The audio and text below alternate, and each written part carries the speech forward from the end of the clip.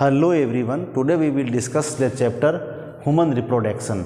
According to old NCERT, this is chapter number 3 and according to new NCERT, this is chapter number 2. Okay, so let's start this chapter. So topics to be covered in this chapters. इस chapters में हम कौन कौन से topic को discuss करेंगे, सबसे पहले वो देखते हैं. इंट्रोडक्शन में हम डिस्कस करेंगे, उसके बाद human reproductive male reproductive system को पढ़ेंगे, फिर फीमेल रिप्रोडक्टिव सिस्टम को डिस्कस करेंगे, फिर हम गैमेटोजेनेसिस के बारे में बात करेंगे जिसमें हम स्पर्म का फॉर्मेशन कैसे होता है, ओवम का फॉर्मेशन कैसे होता है, इस चीज़ को डिस्कस करेंगे. फिर जब उनका फर्टिलाइजेशन होता है तो फर्टिलाइजेशन से जाइगोट बनता है और जाइगोट इम्प्लांटेशन हो जाता है, कैसे एम्ब्रियो का फॉर्मेशन होता है वो डिस्कस करेंगे. फिर हम ये देखेंगे डेवलपमेंट ऑफ एम्ब्रियो कैसे होता है और कैसे एक गेस्टेशन पीरियड में 9 मंथ्स में एक जाइगोट एम्ब्रियो में कन्वर्ट हो जाता है. उसके बाद हम बात करेंगे पार्चुरेशन एंड लैक्टेशन की एक डिलीवरी की प्रोसेस कैसे होती है, कौन कौन से हार्मोन्स उसके लिए रिस्पॉन्सिबल है. और उसके बाद हम ये भी डिस्कस करेंगे लैक्टेशन मदर का जो मिल्क फीडिंग करवाया जाता है एक बेबी को, वाई इट इज़ इम्पोर्टेंट. तो स्टूडेंट्स ये सारे ही टॉपिक्स हम 1 बाय 1 डिस्कस करेंगे, तो आप नोट्स लिखते जाएं और एक एक टॉपिक को हम अच्छी तरह से आप इसको सुनते हुए नोट्स लिखें ताकि आपके अच्छी प्रिपरेशन हो जाए. तो फर्स्ट हम डिस्कस करते हैं इंट्रोडक्शन. अब ह्यूमन रिप्रोडक्शन पढ़ रहे हैं हम और इंट्रोडक्शन को पढ़ेंगे सबसे पहले, उसके बाद मेल रिप्रोडक्टिव सिस्टम को डिस्कस करेंगे और एक सीरीज़ में हम इसको पढ़ेंगे, एक सीक्वेंस में हम इसको तैयार करेंगे ताकि बोर्ड के लिए आप अच्छी तरह से तैयार हो सको. तो सबसे पहले हम देखते हैं इंट्रोडक्शन. हम जानते हैं कि human being is a multi cellular organism. हम जानते हैं कि human being is complex and multi cellular organism. Complex and multi cellular organism, ये एक मल्टी सेल्यूलर ऑर्गेनिज्म है. कौन? Human being. ये आप अच्छी तरह से जानते हैं. ये जनरल इंट्रोडक्शन है, एनसीईआरटी में थोड़ा सा इसके बारे में दिया है. और human being is viviparous. Human being is viviparous. Viviparous means it directly it give birth young ones, यानी viviparous means directly give birth young ones. Directly give birth young ones. Young ones को ही इसमें जन्म दिया जाता है. तो direct human being में ऐसा नहीं कि पहले एग का फॉर्मेशन हुआ. ऐसे ऑर्गेनिज्म जो पहले एग प्रोड्यूस करते हैं और एग से डेवलपमेंट होकर के अगर ऑर्गेनिज्म प्रोड्यूस होता है तो उसको हम ओविपेरस की कैटेगरी में रखते हैं. लेकिन ये है विविपेरस, यानी कि डायरेक्ट यंग वंस का बर्थ होता है. और ह्यूमन बीइंग के अंदर सेक्सुअल रिप्रोडक्शन होता है. Human being has sexually reproduced organism. Sexually reproduced organism. Human being के अंदर सेक्सुअली रिप्रोड्यूस ऑर्गेनिज्म है, यानी ह्यूमन बीइंग के अंदर एसेक्सुअल रिप्रोडक्शन नहीं होगा, सेक्सुअल रिप्रोडक्शन होगा. तो उसके लिए जब सेक्सुअल रिप्रोडक्शन होता है तो मेल रिप्रोडक्टिव और फीमेल रिप्रोडक्टिव पार्ट दो अलग अलग होते हैं. मेल गैमिट और फीमेल गैमिट का फ्यूजन होता है, जाइगोट का फॉर्मेशन होता है. तो इसी जर्नी को हम कंटिन्यूस करते हुए अब इस इंट्रोडक्शन में जो हमने समझा है कि ह्यूमन बीइंग में सेक्सुअल रिप्रोडक्शन होता है, तो हम सबसे पहले समझते हैं कि रिप्रोडक्शन क्या होता है और उसके बाद मेल रिप्रोडक्टिव ऑर्गन्स को पढ़ेंगे. अगर रिप्रोडक्शन की भी आपको डेफिनेशन पूछ लिया जाए तो आप देखिए कि रिप्रोडक्शन क्या होता है. हाँ, reproduction a biological process by which living organism produce young ones similar to itself. कोई भी लिविंग ऑर्गेनिज्म अपने जैसा ऑर्गेनिज्म तैयार करता है. जैसे a baby of monkey will be like baby, monkey, a baby of elephant looks like elephants, a baby of human being is look like human being। तो जैसा ऑर्गेनिज्म होता है वैसा ही वो अपनी एक ऑर्गेनिज्म प्रोड्यूस करता है, इसको अपन कहते हैं रिप्रोडक्शन। अब रिप्रोडक्शन हम ह्यूमन बीइंग में पढ़ रहे हैं और ह्यूमन बीइंग में हमने ये देख लिया कि सेक्सुअल रिप्रोडक्शन होता है। तो सबसे पहले हम समझते हैं male reproductive system in human being. तो ध्यान से देखते हैं next topic, male reproductive system. उसके बाद मेल रिप्रोडक्टिव सिस्टम को अच्छी तरह से समझने के बाद हम फीमेल रिप्रोडक्टिव सिस्टम को समझेंगे। तो सबसे पहले अपन देखते हैं, ये हमारा टॉपिक है male reproductive system, male reproductive system. अब मेल में जो रिप्रोडक्टिव सिस्टम होता है, ह्यूमन बीइंग में जो मेल रिप्रोडक्टिव सिस्टम होता है, इसको हम ब्रॉडली अलग अलग कैटेगरी में डिवाइड करते हैं कि जो मेल के रिप्रोडक्टिव सिस्टम होता है वो इट कंसिस्ट, इसमें क्या क्या चीज़ें होती है। सबसे पहले इसमें होती है primary sex organ. Primary sex organ की मेल रिप्रोडक्टिव सिस्टम में प्राइमरी सेक्स ऑर्गन कौन सा है। उसके बाद हम देखेंगे एसेसरी डक्ट। उसके बाद हम पढ़ेंगे एसेसरी डक्ट के बाद हम पढ़ेंगे एसेसरी ग्लैंड, और एसेसरी ग्लैंड के बाद हम पढ़ेंगे एक्सटर्नल जेनिटियल, एक्सटर्नल जेनिटियल ऑर्गन। तो चाहे मेल पार्ट हो चाहे फीमेल पार्ट हो, हम इस तरह से डिस्कस करेंगे। मेल रिप्रोडक्टिव सिस्टम हो, आगे जब हम फीमेल रिप्रोडक्टिव सिस्टम को भी पढ़ेंगे तो सीक्वेंस यही रखेंगे अपन कि मेल रिप्रोडक्टिव सिस्टम में प्राइमरी सेक्स ऑर्गन क्या है, एसेसरी डक्ट कौन सी है, एसेसरी ग्लैंड्स कौन सी है, और एक्सटर्नल जेनिटियल पार्ट्स क्या होते हैं। तो सबसे पहले देखते हैं प्राइमरी सेक्स ऑर्गन। सबसे पहले मैं एक आउटलाइन बना रहा हूँ ताकि आपको पूरा मेल रिप्रोडक्टिव ऑर्गन्स का पता चल जाए। तो ये प्राइमरी सेक्स ऑर्गन क्या है, टेस्टिस। प्राइमरी सेक्स ऑर्गन क्या है, टेस्टिस। अब एसेसरी डक्ट की बात करें तो कौन कौन सी डक्ट हैं। सबसे पहले हम कहें तो वासा इफ्रेंशिया, ठीक है। और उसके बाद अपन बात करेंगे तो वासा इफ्रेंशिया के बाद वासा डिफ्रेंशिया,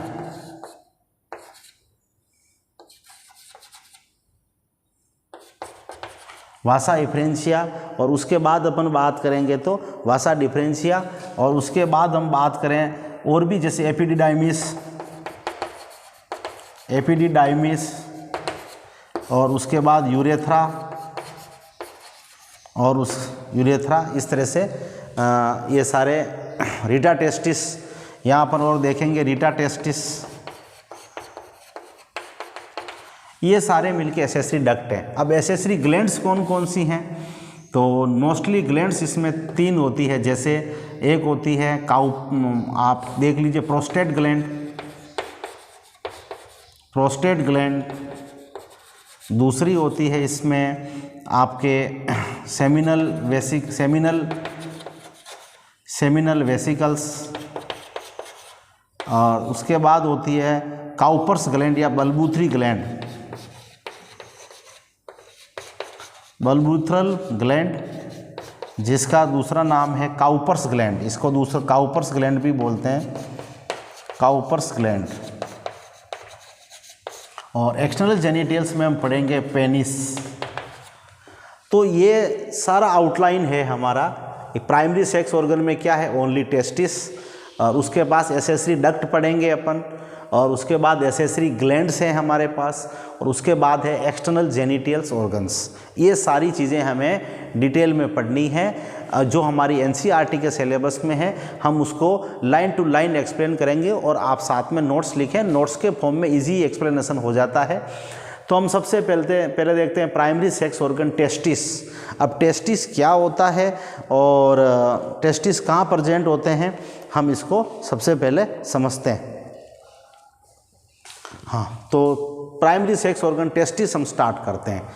तो इसको मैं मिटा रहा हूँ, आप एक रफ आइडिया लिख लीजिए आप भी। अब हम देखते हैं टेस्टिस।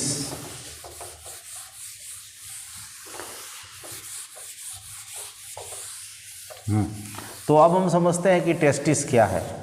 टेस्टिस को प्राइमरी सेक्स ऑर्गन क्यों कहते हैं, आप इसको अच्छी तरह से समझना। पहले टेस्टिस को हमने प्राइमरी सेक्स ऑर्गन कहा है, टेस्टिस। तो टॉपिक है हमारा टेस्टिस। हाँ, testis are primary sex organ, testis are primary sex organ, primary sex organ because it produce sperm, because it produce sperm। क्योंकि प्रोड्यूस स्पर्म का प्रोडक्शन जो होता है वो टेस्टिस से होता है, और जो कोई ऑर्गन्स अगर प्रोडक्शन करने में हेल्प कर रहा है तो हम इसको प्राइमरी कंसिडर करेंगे, क्योंकि ये प्राइमरी है। बाकी जो दूसरे सारे थे, डक्ट है, ग्लैंड्स है, एक्सटर्नल जेनिटल्स है, वो तो सारे सेकेंडरी हैं। मेन ये हो गया टेस्टिस जो स्पर्म प्रोडक्शन करता है। दूसरा, a pair of testis present outside abdominal cavity, outside abdominal cavity, abdominal cavity के बाहर की तरफ ये प्रेजेंट होते हैं। And testis are present in a pouch called scrotum। टेस्टिस की जो लोकेशन होती है, ये आप देखेंगे तो इस तरह से जो टेस्टिस की लोकेशन होती है, इसको अपन क्या बोलेंगे, ये है हमारा टेस्टिस और ये है हमारा स्क्रोटम। तो स्टूडेंट्स, टेस्टिस इस स्क्रोटम के अंदर प्रेजेंट होता है और ये पाउच लाइक स्ट्रक्चर है जिसको अपन टेस्टिस कहते हैं। अब एक क्वेश्चन ये आता है कि why the testis is present outside the abdominal cavity. एक क्वेश्चन आता है माइंड में, why testis present, why testis located outside abdominal cavity. तो हम इसका आंसर लिखते हैं, because sperm require lower temperature, sperm production require lower temperature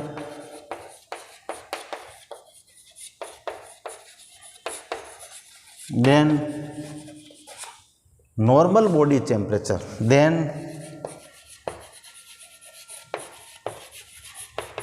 body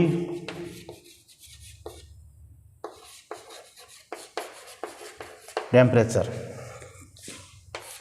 It's require तो it require 2-3 degree Celsius, 2-3 degree Celsius lower temperature. तो इसका इतना temperature चाहिए, मतलब नॉर्मल बॉडी का जो टेम्परेचर होता है उससे 2 या 3 डिग्री कम टेम्परेचर में स्पर्म का प्रोडक्शन ज़्यादा अच्छा प्रोडक्शन हो सकता है। इसलिए स्पर्म के प्रोडक्शन के लिए थोड़ा सा लोअर टेम्परेचर चाहिए। इसीलिए टेस्टिस से बाहर प्रेजेंट, इसलिए टेस्टिस एब्डोमिनल कैविटी से बाहर प्रेजेंट होते हैं। अगर ये बॉडी के अंदर प्रेजेंट होते तो इनका टेम्परेचर अप्रॉक्सीमेटली 37 डिग्री होता, क्योंकि हमारी ह्यूमन बॉडी का टेम्परेचर 37 डिग्री होता है। लेकिन वहाँ स्पर्म प्रोडक्शन के अंदर थोड़ी सी एक अच्छा नहीं, सूटेबल एनवायरनमेंट नहीं होता है, तो sperm production require lower temperature, so it is present outside the abdominal cavity. अब हम देखते हैं टेस्टिस का स्ट्रक्चर, समझते हैं कि टेस्टिस की लेंथ, हाइट वगैरह कितनी होती है और उसके बाद टेस्टिस के अंदर क्या स्ट्रक्चर होता है, हम सबसे पहले इसको समझते हैं। अब हम देखते हैं टेस्टिस के बारे में, वो डिटेल्स में पढ़ना अभी तो हमें टेस्टिस को।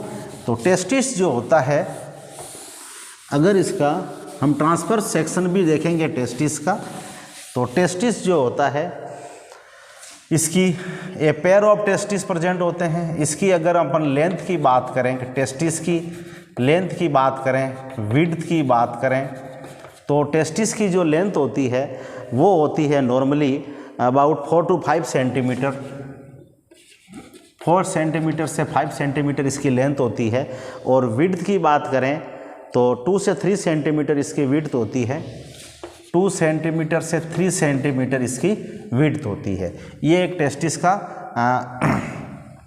अब हम देखते हैं कि टेस्टिस के अंदर और क्या चीज़ होती है। तो each testis consist 250 testicular lobules. एक टेस्टिस के अंदर 250 टेस्टिकुलर लोब्यूल्स होते हैं। And each testicular lobules, again each testicular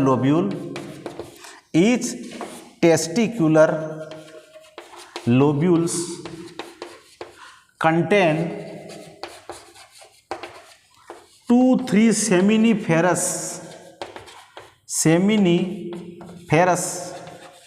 tubules. एक टेस्टिस होता है, हम टेस्टिस को हम समझते हैं अच्छी तरह से। सपोज एक टेस्टिस है, उस टेस्टिस के अंदर 250 टेस्टिकुलर लोब्यूल्स होते हैं। एक टेस्टिस के अंदर 250 छोटे छोटे कंपार्टमेंट है। उस एक एक कंपार्टमेंट के अंदर फिर से 3-3 सेमिनिफेरस ट्यूब्यूल्स प्रेजेंट होती है। अब ये सेमिनिफेरस ट्यूब्यूल्स क्या करेगी? हाँ, स्पर्म आर प्रोड्यूस। इसी सेमिनिफेरस ट्यूब्यूल्स में स्पर्म का प्रोडक्शन होता है, इसी सेमिनिफेरस ट्यूब्यूल्स में स्पर्म का प्रोडक्शन होता है। लेकिन हम इसको समझते हैं टेबिलिफेरस प्रेजेंट होती है।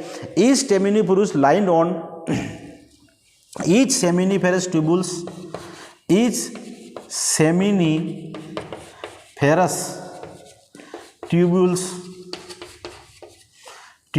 contain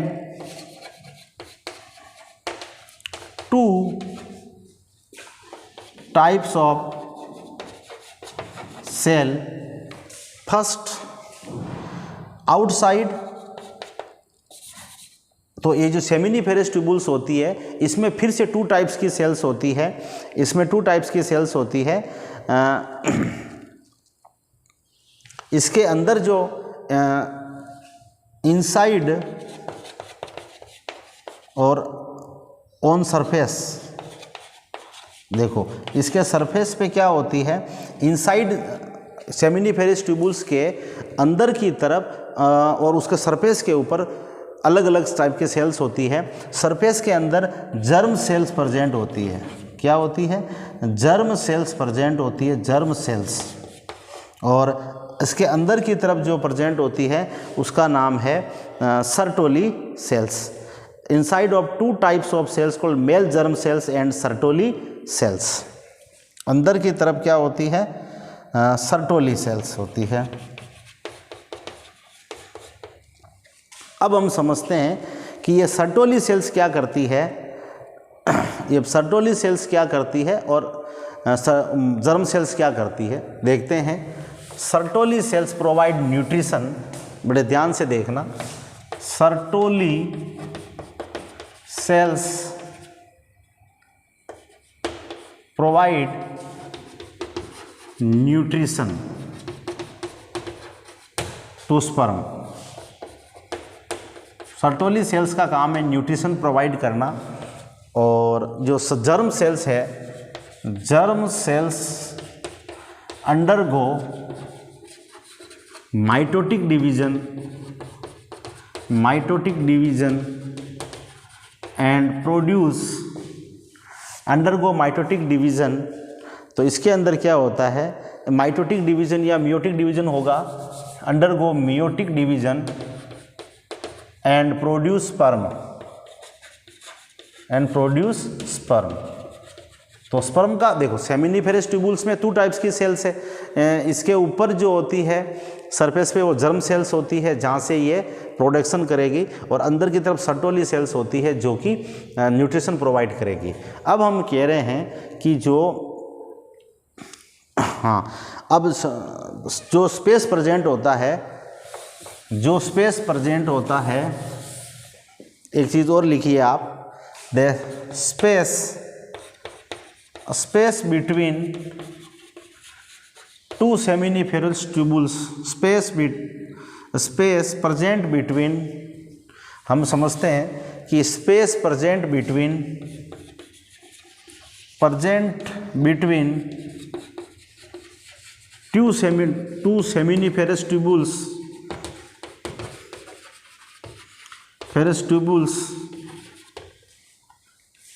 where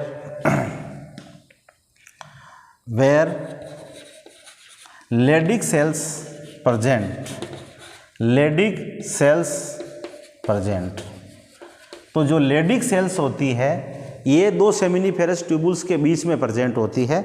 अब हम समझते हैं कि ये Leydig सेल्स क्या करती है। Leydig cells stimulate the testosterone hormone. Leydig cells क्या करती है, Leydig सेल्स, हाँ, और tubules called interstitial special content small, और Leydig cells synthesis and secrete. Leydig cells क्या करती है, Leydig cells secrete and testosterone hormone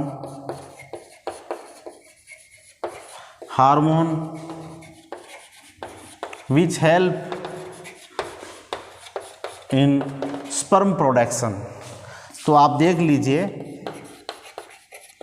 हमने किस तरह से टेस्टिस को समझा और इसके स्ट्रक्चर को समझिए। देखिए हम प्राइमरी सेक्स ऑर्गन पढ़ रहे हैं और प्राइमरी सेक्स ऑर्गन में हमने सबसे पहले देखा कि क्या होता है। प्राइमरी सेक्स ऑर्गन में मैं इसका एक आउटलाइन समझाता हूँ। देखो आप, सबसे पहले हम कह रहे हैं कि हमने प्राइमरी सेक्स ऑर्गन पढ़ा है और प्राइमरी सेक्स ऑर्गन में हमने कहा कि testis is a primary sex organ. Suppose ये टेस्टिस है, मैं फिर से रिवीजन के पॉइंट ऑफ में करवाता हूँ। टेस्टिस को हम क्या कह रहे हैं, प्राइमरी सेक्स ऑर्गन कह रहे हैं। टेस्टिस के अंदर 250 टेस्टिकुलर लोब्यूल्स प्रेजेंट हैं, टेस्टिकुलर लोब्यूल्स प्रेजेंट हैं। उसके बाद हम कह रहे हैं कि इसके अंदर टेस्टिकुलर लोब्यूल्स में क्या होता है, 1 से 3 सेमिनिफेरस ट्यूबुल्स हैं, सेमिनिफेरस ट्यूबुल्स हैं। अब सेमिनिफेरस ट्यूबुल्स के अंदर क्या होता है, 2 टाइप की सेल्स होती है, जर्म सेल्स और सर्टोली सेल्स। अब जर्म सेल्स तो क्या करेगी, सर्टोली सेल्स तो न्यूट्रिशन देगी और जर्म सेल्स क्या प्रोडक्शन करेगी भैया, स्पर्म का प्रोडक्शन करेगी, स्पर्म बनाएगी। और जो Leydig सेल्स हैं इसके बीच में, जो Leydig सेल्स भी हैं और Leydig सेल्स भी टेस्टोस्टेरोन हार्मोन को स्टिमुलेट करेगी, टेस्टोस्टेरोन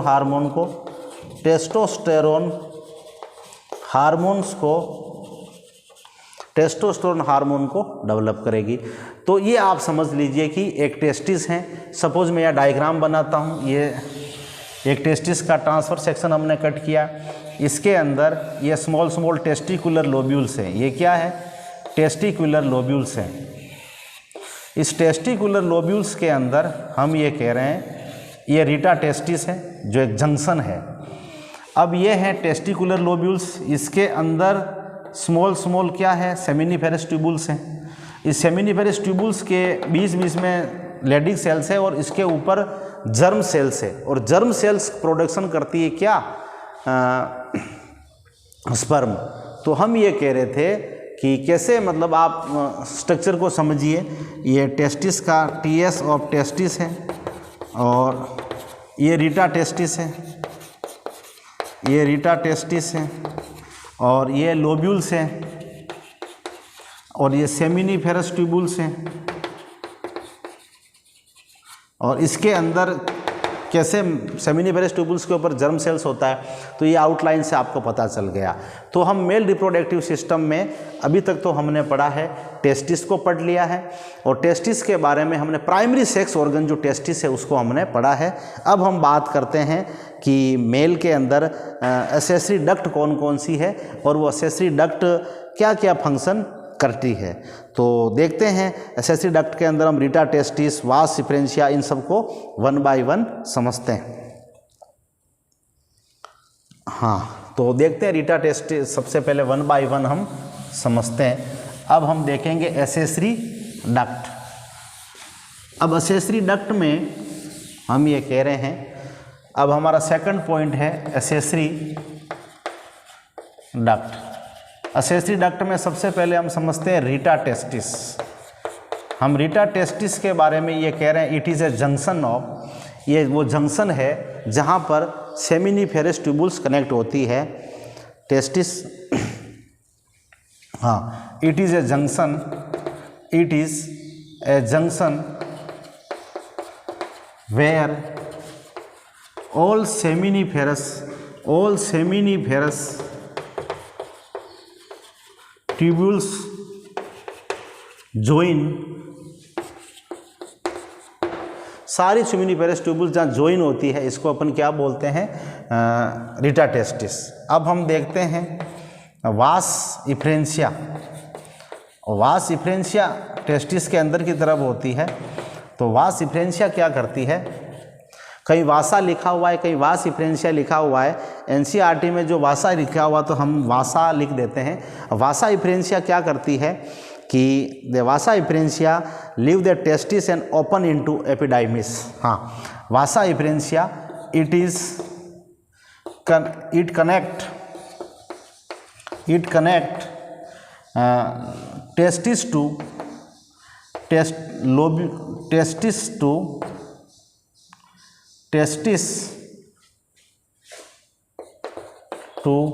वास डिफरेंशिया या एपिडिडाइमिस। देखिए क्या होता है, सपोज ये टेस्टिस है, तो टेस्टिस के अंदर हम ये कह रहे हैं कि ये टेस्टिकुलर लोब्यूल्स हैं, ये बहुत सारे लोब्यूल्स ये हैं। तो यहाँ से ये जो आती है ये वास इफ्रेंशिया में, तो ये तो जंक्शन हो गया है। रिटा टेस्टिस तो एक जंक्शन है जहाँ पर सेमिनिफेरस ट्यूबुल्स कलेक्ट होती है। और अब ये वास इफ्रेंशिया जो है it connect is rete testis to, it connect rete testis, मैं रिटा टेस्टिस भी कर सकता हूँ, या it is a portion between it connect rete testis to epididymis. आप ये लिख लीजिए, ये रिटा टेस्टिस को एपिडिडाइमिस के अंदर कनेक्ट कर रही है, और एपिडिडाइमिस के अंदर अब ये स्पर्म जब यहाँ से आएगा तो यहाँ आ जाएगा। अब देखते हैं एपिडिडाइमिस क्या करता है। अब एपिडिडाइमिस क्या करता है, एपिडिडाइमिस जो है students, it is a tube and temporary store sperm for some time. अब कुछ समय के लिए स्पर्म जब टेस्टिस से बाहर आ रहा है, अब हालांकि ये अंदर ही होता है, रिटा टेस्टिस, वास इफ्रेंशिया और एपिडिडाइमिस, ये तीनों ही टेस्टिस के अंदर ही है ये स्ट्रक्चर। तो वास इफ्रेंशिया जो ये वास इफ्रेंशिया से जब टेस्टिस में बनने वाला स्पर्म है, वास इफ्रेंशिया के थ्रू इस एपिडिडाइमिस में आके स्टोर हो जाता है थोड़ी देर के लिए। अब एपिडिडाइमिस से क्या होगा, वास डिफरेंशिया का ओरिजिन हुआ है। अब हम देखेंगे वास डिफरेंशिया क्या करती है। तो वास डिफरेंस क्या है उसके बारे में लिखता हूँ। वास डिफरेंस को समझते हैं अपन कि वास डिफरेंस क्या करती है। ये सारी ट्यूबुल्स हैं, एसेसरी डक्ट पढ़ रहे हैं हम, और सारी ट्यूबुल्स का काम है कहीं ना कहीं स्पर्म को कैरी करना या आगे सीमन को कैरी करना। अब हम कहते हैं कि वास डिफरेंस, बड़े ध्यान से देखना, एक वास डिफरेंस थी, ये टेस्टिस के अंदर है, और ये रिटा टेस्टिस और एपिडाइमिस के बीच चीज़ प्रेजेंट होती है। लेकिन वास डिफरेंस जो है, अब ये it originate from the epididymis. अब आप लिखिए, it originate from, it start from, तो ये क्या करती है, it originate from the epididymis, the epididymis and vas deferens क्या करती है, it receive a duct of seminal vesicles. अब इसके बारे में देखते हैं कि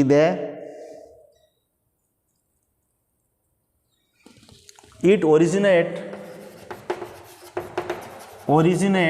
फ्रॉम एपिडिडाइमिस, एपिडिडाइमिस से ये ओरिजिनेट होती है, एंड ये ओरिजिनेट होती है, and carry sperm to the, okay,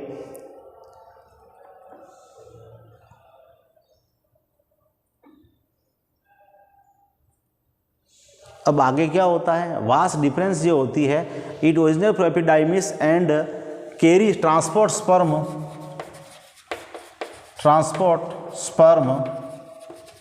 further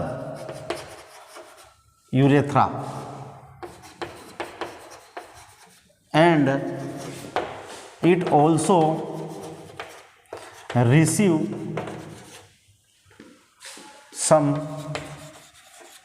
plasma of seminal, it also receive some seminal plasma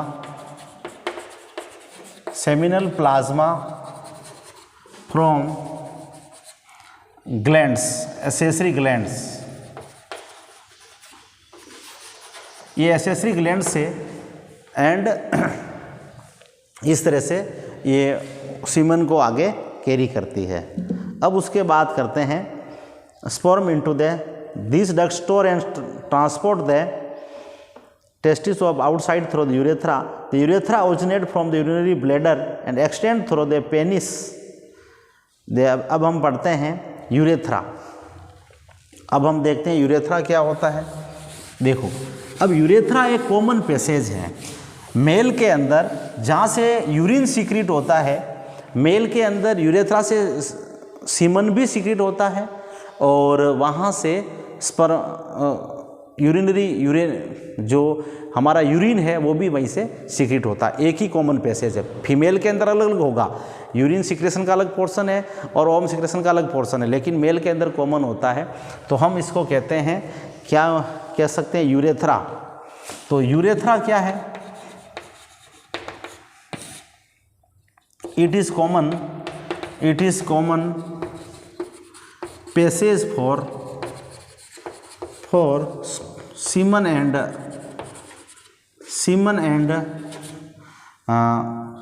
urine.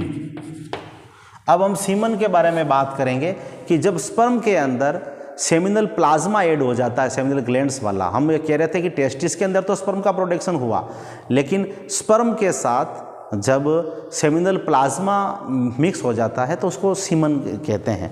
तो अब ये यूरेथ्रा क्या करता है, urethra it extend through the penis, it originate from urinary bladder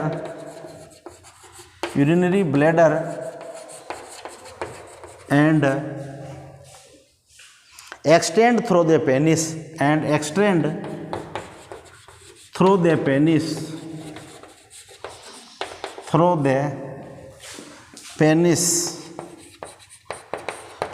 ठीक है, पेनिस के द्वारा इसको सीक्रेट किया जाता है to the opening called urethral meatus and to its external opening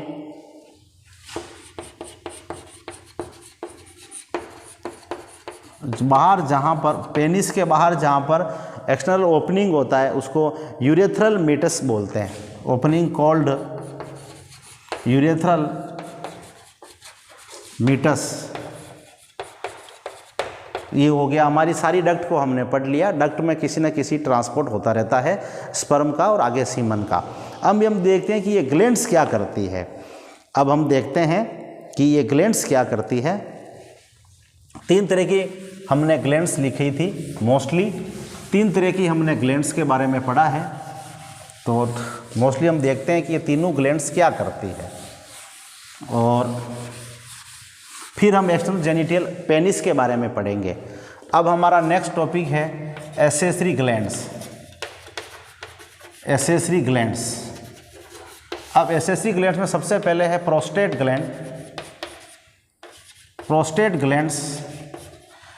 glands करती क्या है। 3 ग्लैंड्स है, प्रोस्टेट ग्लैंड, बल्बुथरी ग्लैंड्स एंड हम सेमिनल वेसिकल्स। तो अब हम देखते हैं secretion of these glands seminal plasma which reach the. तो ये क्या करती है, इट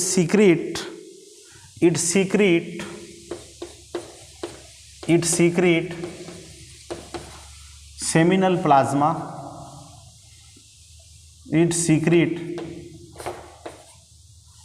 some substances हम कह सकते हैं प्रोस्टेट ग्लैंड क्या सीक्रेट करता है, तो मोस्टली प्रोस्टेट ग्लैंड जो होता है क्या ऐसा जो glucose, it secrete some glucose, fructose which provide nutrition to sperm। अब हम सेमिनल वेसिकल्स के बारे में पढ़ते हैं। सेमिनल वेसिकल्स, तो इट कंटेन, सेमिनल वेसिकल्स क्या होता है, it contain seminal, it contains some juice which provide nutrition to sperm, provide nutrition to sperm। और जो काउपर्स ग्लैंड है, बल्बूथ्री ग्लैंड, बल्बूथ्री ग्लैंड जो है, बल्बूथरल ग्लैंड्स जो हैं ये पेनिस को, it lubricate penis, it lubricate penis, penis को ल्यूब्रिकेट करने में हेल्प करता है। तो हम ये कहेंगे स्पर्म के अंदर ये जो सेमिनल प्लाज्मा है, सेमिनल प्लाज्मा है, जब ये जुड़ जाता है तो ये बन जाता है सीमन। अगर मोस्टली मैं बात कहूँ तो ये जो ये प्रोस्टेट ग्लैंड है, सेमिनल वेसिकल्स हैं, ये अपना सीक्रेशन जब इसके अंदर मिक्स कर देते हैं स्पर्म में, तो ये स्पर्म क्या बन जाएगा, स्पर्म प्लस सेमिनल प्लाज्मा बराबर सीमन। तो अब जो रिलीज होता है वो सीमन है। सीमन के अंदर केवल स्पर्म ही नहीं होता है, उसके अंदर ग्लूकोज है, फ्रक्टोज है, बहुत सारे मिनरल्स हो सकते हैं। हाँ, स्पर्म उसका एक पार्ट है। तो अगर आपसे पूछ लिया जाए कि स्पर्म और सीमन में क्या डिफरेंस है, तो स्पर्म तो जो टेस्टिस से प्रोड्यूस होता है, बट जब उसके अंदर सेमिनल प्लाज्मा मिक्स हो जाता है तो वो क्या बन जाता है, वो बन जाता है हमारा सीमन। अब हम कह रहे हैं कि पेनिस क्या होता है, तो penis it is A male external genital organ. अब हम पढ़ते हैं एक्सटर्नल जेनिटल ऑर्गन। तो अब एक्सटर्नल जेनिटल ऑर्गन्स के बारे में डिस्कस करते हैं। External genital organs, external genital organ, और वो कौन है हमारा, penis. Penis is an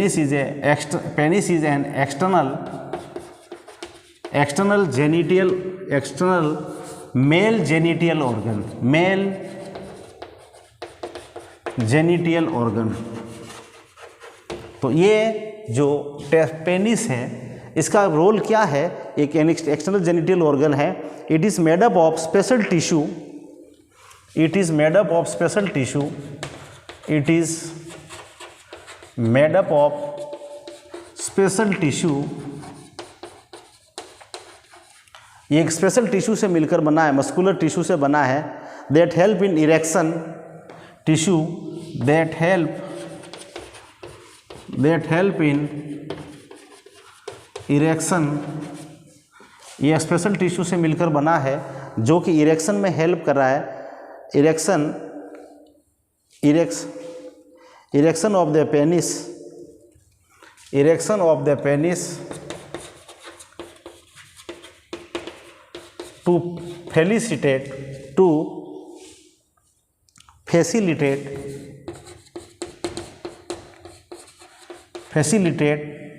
insemination, to facilitate insemination। तो आपको मैं फिर से एक्सप्लेन करता हूँ कि पेनिस जो है एक्सटर्नल जेनिटल ऑर्गन्स हैं और ये इंसीमिनेशन में हेल्प करता है। अदर्थ आई मीन वेजिना के अंदर जब ये सीमन को एंटर करवाने में, इंसीमिनेशन का मतलब होता है a process by which the semen enter into the vagina. तो facilitate to insemination the semen into vagina. तो पेनिस को कह सकते हैं कि एक्सटर्नल ऑर्गन है, जो एक मस्कुलर एक्सटर्नल ऑर्गन है, मस्कुलर टिश्यू से बना है, और ये जेनिटल ऑर्गन्स हैं। और ये इसका रोल क्या है पेनिस का? It help in the insemination process. Insemination का मतलब सीमन को वेजिना के अंदर एंटर करवाना। तो इस तरह से आज हमने देखा male reproductive system. Male reproductive system को हमने जैसे पढ़ा है सेम वैसे ही हम फीमेल रिप्रोडक्टिव सिस्टम को पढ़ेंगे। तो मेल रिप्रोडक्टिव सिस्टम में हमने क्या पढ़ा? Primary sex organ, accessory duct, accessory gland and उसके बाद एक्सटर्नल जेनिटल ऑर्गन्स, इनको पढ़ा है। अब और टेस्टिस के हमने स्ट्रक्चर्स देखा कि टेस्टिस में कैसे स्पर्म का प्रोडक्शन होता है, टेस्टिस बॉडी से बाहर क्यों लोकेटेड होता है, ये सारी चीज़ें हमने जनरली डिस्कस कर ली है। अब हम पढ़ेंगे फीमेल रिप्रोडक्टिव सिस्टम, और उसके बाद आगे 1 बाय 1 हम एक एक टॉपिक को डिस्कस करेंगे। तो आज के दिन इतना ही। Thank you, have nice day.